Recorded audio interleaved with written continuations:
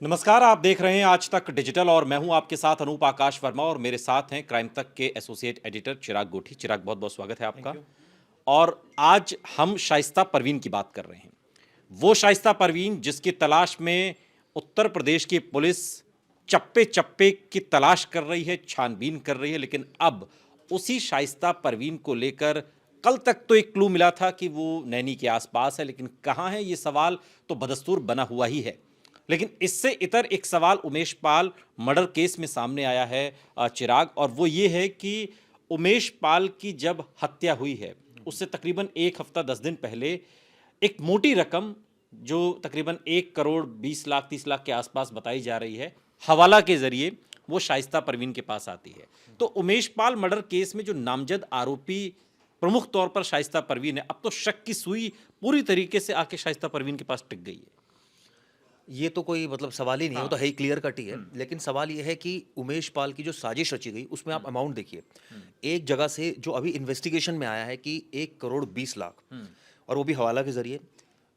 Umesh Pal kidnapping case का एक आरोपी है, वकील, उसके पास ये पैसा आता है, वो बहुत खासम खास है अतीक का। वो ये पैसा आगे फॉरवर्ड करता है नौकर को, शाइस्ता के, और नौकर के जरिए पहुंचता है शाइस्ता तक ये पैसा।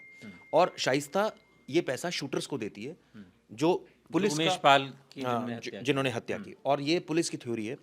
पुलिस का ये भी कहना है कि इसमें सिर्फ असद, अतीक, अशरफ, ये तमाम लोग शामिल नहीं थे, बल्कि उमर भी शामिल था, यानी एक और बेटा शामिल था। और इसके एविडेंस पुलिस के पास है। क्यों ऐसा बोल रही है? एक सबूत आया जिसमें असद जाकर उमर से मिलकर आया। अब सवाल ये उठता है, मिलना क्या ये तस्दीक करता है कि भाई कोई प्लानिंग चल रही है, या कोई और बात करने गया, या घटना से एक दिन पहले की वीडियो सामने आई है? अब पुलिस इसको कनेक्ट कर रही है। पुलिस कुछ भी कनेक्ट करे, ये तो ऑब्वियसली आपको कोर्ट ऑफ लॉ में प्रूव करना पड़ेगा ये सारी चीज़ें। लेकिन सवाल ये उठता है कि कितने की प्रॉपर्टी आज तक अतीक की सीज हो चुकी है, कितने केसेस हैं? 100 से ज़्यादा केसेस हैं, मैं आपको बता दूं। और परिवार की अगर प्रॉपर्टी की ओवरऑल बात करूं तो करीब करीब जो जानकारी निकल कर आ रही है, मेरे पास एक डाटा भी हाँ, है। बिल्कुल। उस डाटा के हिसाब से मैं बताऊंगा, 5 सालों में जो टोटल माफियाओं के खिलाफ कार्रवाई हुई है, करीब करीब 4,000 करोड़ जो सीज कर चुकी है। ये इन टर्म्स ऑफ कैश और इन टर्म्स ऑफ प्रॉपर्टीज है। ओके। अगर खासकर हम बात करें अतीक का, 1,000 करोड़ इसमें आप सोचिए प्रॉपर्टी है, जिसमें अतीक की प्रॉपर्टी है, हाँ। Including cash. तो इससे साफ होता है ये तो कि नामी है, ये तो बेनामी नामी तो है। और ये होगी। तो नामी हाँ। है अनु। बेनामी तो पता नहीं कितनी पता नहीं होगी। कितनी होंगी, ये तो बिल्कुल। वो है कि जो इनके नाम से थी, कई मल्टीनेशनल कंपनीज, शेल कंपनीज इन्होंने बनाई थी, वहां पैसा इन्वेस्ट किया जा रहा था, ब्लैक को व्हाइट किया जा रहा था, ये तमाम चीजें चल रही लेकिन थी। यूपी में ही नहीं, यूपी के बाहर दूसरे दिल्ली राज्यों में में, भी, हाँ, उत्तर गुड़गांव में प्रदेश, भी है। गुड़गांव, हरियाणा की कई जगहों पर, इसके अलावा राजस्थान, मध्य प्रदेश, जहां आप जो भी स्टेट का आप नाम लेंगे, ऑलमोस्ट हर स्टेट में उसकी प्रॉपर्टी है। अब सोचिए फिर साम्राज्य किस तरह से चल रहा था, और कितनी प्रॉपर्टी और कितना शाइस्ता कैश। यही सब ठिकाने लगाने की कोशिश में है इन दिनों, ये हम मानकर चलें। और तो कोई ऑप्शन नज़र नहीं आ रहा, कि उसको लग रहा है कि भाई अब आगे ज़िंदगी भी तो बसर करनी है। अब तो अतीक चला गया, बेटा चला गया, अब 2 बेटे अभी भी हैं जिनको जेल से छुड़वाना है, 2 अभी और हैं, नाबालिग हैं, 4 तो बेटे हैं ही उनके अभी। तो ऐसे में परिवार को भी आगे चलाना है, तो किस तरह से चलाया जाएगा? और ये भी पता है कि आने वाले वक्त में पुलिस मुझे अरेस्ट करेगी, और जेल से इतना जल्दी निकलना नामुमकिन सा है। अतीक की भी काफ़ी प्रॉपर्टी सीज हुई तकरीबन, कितना ये एक आंकड़ा है हज़ार और अभी कितना बचा हुआ है? देखिए, ये कहना मुश्किल है, क्योंकि अतीक के नाम से जैसे 1,000 करोड़ सीज हुई है अराउंड, जिसमें कैश भी है। अब ये असेस कर रही है जो प्रशासन है, वो जो जो एविडेंसेस आ रहे हैं। दूसरा, इसमें 121 ऐसे लोग हैं जो अतीक से जुड़े हुए हैं, उनकी प्रॉपर्टी भी सीज की जा रही है, क्योंकि उनका जो ग्रो हुई है मनी की, वो अतीक के थ्रू हुई है, यानी वो भी गुनाह का पैसा उसमें लगा हुआ है। जो आप बता रहे हैं, जो शाइस्ता के अपने नौकर का जिक्र किया, या और भी लोग होंगे जो उसके करीबी सिपहसालार। होंगे, जो जो जो सिपहसालार कहिए या जिन्हें सबसे भरोसेमंद कहिए, उन पर भी पुलिस का अब शिकंजा कसेगा, उन नेचुरली, लोगों पर भी कसेगा। और नेचुरली। शाइस्ता अगर नहीं मिलती है तो जो अभी 100 सवा 100 करोड़ की जो जो प्रॉपर्टी सीज हुई है, ये भी और आगे बढ़ेगा ये ग्राफ। बिल्कुल नेचुरली बढ़ेगा, क्योंकि अभी इसमें कई ऐसे पात्र हैं जिनसे पूछताछ होगी, उमर से होगी पूछताछ। इसमें वकील जो है उससे भी पूछताछ होगी, क्योंकि वो अभी जेल में है, वो सज़ा, उसको उम्र कैद की सज़ा हुई है। तो इसके अलावा नौकर, इसके अलावा मैंने बताया ना, कई ऐसे लोग हैं इसके परिवार से जो जुड़े हुए हैं डायरेक्ट और इनडायरेक्ट तरीके से। तो उनकी प्रॉपर्टी जो ग्रो हुई एक टाइम के बाद, तो नेचुरली कई उनके नाम पर की गई, क्या कई। क्या इसमें चिराग ये हो रहा है कि ठीक है शाइस्ता भाग रही है, मिल जाएगी, लेकिन जो शाइस्ता के इर्द गिर्द लोग हैं, जो शाइस्ता की ताकत हैं, उन्हें कमजोर करो, पुलिस इस रणनीति पर काम कर रही है। देखिए, शाइस्ता तो मिल नहीं रही, तो अब दूसरा ऑप्शन क्या रहता है कि जहाँ जहाँ शाइस्ता संपर्क कर सकती है, उन लोगों को कमज़ोर किया जाए, या उन लोगों से डिटेल निकाली जाए। तो इसी क्रम में पुलिस लगी है, जो जो जहाँ जहाँ प्रॉपर्टी उनको पता चलता जा रहा है, वो सीज किए जा रहे हैं। लेकिन सवाल ये उठता है कि ऐसी प्रॉपर्टी जब तक आप इनकम टैक्स में ये प्रूव ना हो जाए कि भाई ये प्रॉपर्टी आपकी इनकम से, आय से ज़्यादा संपत्ति से बनाई गई, तो एक अपराध है। अदरवाइज अगर आपने मान लीजिए ड्यू कोर्स ऑफ एक्शन, अगर इनकम टैक्स नोटिस देता है तो आप उसको बताते हैं ना कि भाई ये प्रॉपर्टी मैंने इस सोर्स ऑफ इनकम से अर्न करी।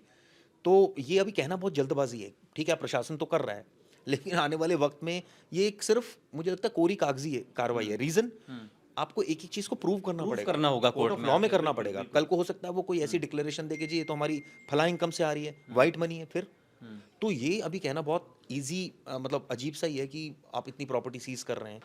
आपको एक एक सबूत पेश करना पड़ेगा कि ये प्रॉपर्टी इस पर्टिकुलर जगह पर थी, तो ये कैसे इलीगल है, या आप बताइए किसकी थी, या तो किसकी ग्रैब की हो तो वो आदमी को लेकर आए सामने कि भाई मेरी ग्रैब की थी, वो सबूत दे कुछ कि मैंने उस समय कंप्लेंट सब की कुछ थी। आखिर सबूत पर ही टिका हुआ है, लेकिन फिर भी लोग चूंकि जानना चाहते हैं और बहुत सारे सवाल उठ रहे हैं, और शाइस्ता को लेकर ही बार बार सवाल उठ रहा है। आज की तारीख में जब हम बात कर रहे हैं चिराग, तो शाइस्ता की ताकत क्या है?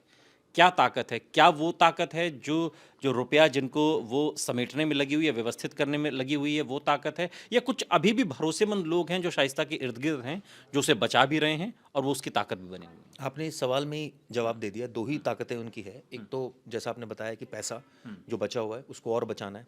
अगर वो इधर उधर हो गया तो नेचुरली आगे भविष्य के लिए उनके लिए मुश्किल होगा। दूसरा, उनके भरोसेमंद लोग तो हैं ही। कई ऐसे लोग होते हैं जो कभी साथ नहीं छोड़ते आपका, चाहे आप जितनी भी विपत्ति में आ जाएं, क्योंकि उनको पता है कि आपने 40 साल उनको राज कराया, 45 साल राज कराया। तो वो एक बेसिक ह्यूमन नेचर ये है कि लोग नहीं जाते। कुछ लोग चले जाते हैं, मैं ये नहीं कह रहा सब रुकते हैं, लेकिन अब ऐसे सिपह सलार भी जिनका इकोनॉमिक इन्होंने फ़ायदा पहुंचाया तो वो साथ में हैं अभी। लेकिन वही है कि उनकी प्रॉपर्टी जितनी ग्रो हुई है उस पर नकेल उस पर भी अब नजर है और नकेल कसी। एक आखिरी सवाल मेरा, लास्ट सवाल गुड्डू मुस्लिम को लेकर है। गुड्डू मुस्लिम पता नहीं कहाँ है, उसके बारे में कोई खबर नहीं है, और उस पर बहुत ज़्यादा बात करना भी बेमानी सा होता जा रहा है, क्योंकि पुलिस को भी नहीं मालूम कुछ उसके बारे में। गुड्डू मुस्लिम आज की तारीख में शाइस्ता परवीन की ताकत है या उसकी कमजोरी है? ये अभी नहीं कहना, बहुत मुश्किल है। एक समय तो ये कहा जा सकता था कि अतीक की ताकत तो थी, जो एविडेंस से पता लगता है। अतीक ने बहुत किया उसके लिए, उसने अतीक के नहीं, वो लिए बहुत राजदार भी है, बहुत सारी चीज़ जानता है, तो वो और मतलब ये किस तरीके से देखें? शाइस्ता की ताकत है ये, क्योंकि वो भी शाइस्ता भी नहीं मिल रही, वो भी छिपी हुई है, तो ये ताकत है या फिर उसकी कमजोरी है? शाइस्ता भी चाहती है कि ये चूंकि अभी पकड़ में ना आए, क्योंकि बहुत सारे राज हैं जो इसके सीने में दफन है। ये भी एक बात है कि बहुत सारे राज दफन है, तो हो सकता है कुछ और खुलासे कर दे जो शाइस्ता नहीं चाह रही हो बताना। तो ये भी एक रीज़न है। लेकिन सवाल ये उठता है कि इस वक्त वो ताकत है या नहीं। एक समय तो ताकत थी अतीक की, अतीक के साथ रहा, और नेचुरली जब साथ में रहा तो बहुत सारी चीज़ें उसको पता होगी अंदर की। अब वो पकड़ा जाएगा तो सारी चीज़ें खुलेंगी, तो बेटर है कि वो ना पकड़ा जाए। और इसी सेंस में वो भी काम कर रहा है और शाइस्ता भी कर रही है। इसका मतलब इनडायरेक्टली कहा जा सकता है कि डायरेक्टली और इनडायरेक्टली दोनों का संपर्क भी हो रहा होगा। ये भी बहुत ज़्यादा प्रोबेबिलिटी है इस चीज़ की कि भाई तुम छुपे रहो, हम देख लेंगे, वक्त आने पर हम निकालेंगे, जैसे भी ये सिचुएशन बनेगी। या सरेंडर कर दो, कुछ बताना नहीं, जितना पुलिस पूछे एक लिमिट तक बताना, ज़्यादा मत बताना। हो सकता है कुछ डील भी चल रही हो कुछ, क्योंकि ये इन क्रिमिनल्स का कुछ कहा नहीं जा सकता। बिल्कुल, इसमें कुछ कहा नहीं जा सकता, लेकिन जो दो मौजूद सवाल हैं वो यही हैं कि शाइस्ता परवीन कहाँ हैं, गुड्डू मुस्लिम कहाँ है, और इन दोनों के जवाब फिलवक्त तो पुलिस के पास नहीं है, लेकिन तलाश हो रही है। लेकिन इन सब के बीच जो सबसे महत्वपूर्ण बात सामने आई है वो उमेश पाल मर्डर केस से जुड़ी हुई है कि उमेश पाल की जब हत्या हुई तो उस हत्या से पहले हवाला के जरिए जो 1,20,00,000 रुपए की रकम शाइस्ता परवीन के पास पहुंची, उसी का इस्तेमाल पुलिस सूत्रों के हवाले से कहा जा रहा है कि उमेश पाल की हत्या में उन रुपयों का इस्तेमाल हुआ शूटर्स को देने में। बहुत बहुत शुक्रिया चिराग इस तमाम बातचीत के लिए, जानकारी के लिए। यहाँ रुक रहे हैं, लेकिन आप कहीं जाइएगा नहीं, बने रहिए हमारे साथ, देखते रहिए आज तक डिजिटल।